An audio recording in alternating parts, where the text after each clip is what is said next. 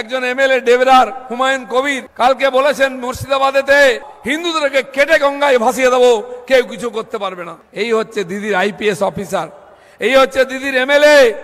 মমতা ব্যানার্জি গালাগালি দিচ্ছে আমাদের প্রধানমন্ত্রীকে। কেন? উনি বুঝতে পেরেছেন বাঁচার রাস্তা নেই।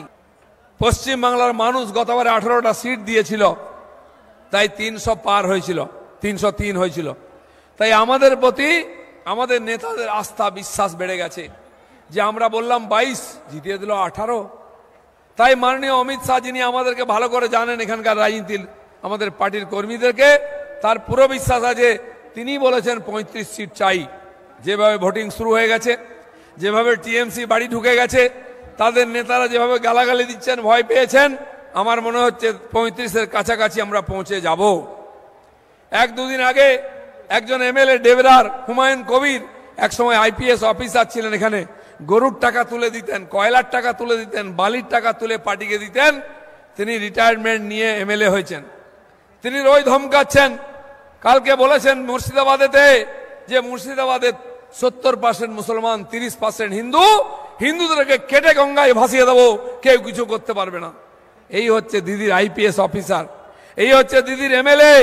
হিন্দুদের নাকি কেটে এটাকে পাকিস্তান বানাবে, কি মেনে নেবেন? মেনে নেবেন? এর জবাব দেবেন না?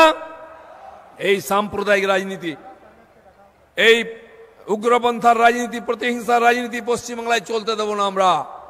তাই দেখুন, কংগ্রেসের সাপোর্টার, সিপিএম এর সাপোর্টার সবাই মিলে বিজেপিকে জিতিয়েছে বিধানসভায়, লোকসভায়। তাই আমরা প্রধান বিরোধী দল হয়েছি। কংগ্রেস সিপিএম এর বিরোধিতা করতে পারেনি, এরাও তোষণের রাজনীতি করেছিল। আমরা বুক চিতিয়ে লড়েছি বলে 250 কর্মী খুন হয়েছে, হাজার হাজার কর্মীর উপরে কেস আছে। সেই জন্য এই রাজনীতি চলতে দেবো না। এবারের লড়াই সেই, এই সাম্প্রদায়িক রাজনীতি বন্ধ করতে হবে, প্রতিহিংসার রাজনীতি বন্ধ করতে হবে, এই হিংসার রাজনীতি, তোলাবাজি এবং সিন্ডিকেটের রাজনীতি বন্ধ করতে হবে। সেই জন্য আমরা লড়াই করছি। মমতা ব্যানার্জি গালাগালি দিচ্ছে আমাদের প্রধানমন্ত্রীকে, আমাদের গৃহমন্ত্রীকে, আমাদের রাষ্ট্রীয় সভাপতিকে, যা নয় তাই মুখে আসছে অপমান করছেন। কেন? উনি বুঝতে পেরেছেন বাঁচার রাস্তা নেই। কখনো হাত ভেঙেছেন, কখনো পা ভেঙেছেন, এবার মাথা ফাটিয়েছিলেন। লোকে এমন টিটকিরি করতে আরম্ভ করলো, সেই রক্ত লাগানো মাথা নিয়ে হসপিটালে পৌঁছে গিয়ে ছবি ছেড়েছিলেন, কিন্তু ডাল গলেনি। তাই বুঝে গেছেন এবার অন্য কোনো কাজ করতে হবে, কর্ম করতে হবে। আমি যখন মেদিনীপুরে থাকতাম, ওখানে প্রতি মাসে যেতেন, ঝাড়গ্রাম, মেদিনীপুর জঙ্গলমহল ঘুরতেন। আমি এখানে এসছি, উনি আসছেন, ভাইপো আসছেন। একটা হেলিকপ্টার আমাদের সিটি সেন্টারের কাছে রাখা আছে। আমরা তো বাইক রাখি, সাইকেল রাখি, উনি হেলিকপ্টার রেখেছেন। সব ঘুরে ঘুরে বারে বারে দুর্গাপুরে আসছেন, কারণ উনি জানেন দুর্গাপুরের মানুষ যোগ্য জবাব দেবে। ওনার ওই মাস্তুতো ভাই যিনি ভাগলপুর থেকে এসছেন, তাকে এমন ভাগাবে আর কোনোদিন দুর্গাপুর আসার চেষ্টা করবেন না। আমাদের ভিডিও ভালো লাগলে লাইক এবং শেয়ার করুন।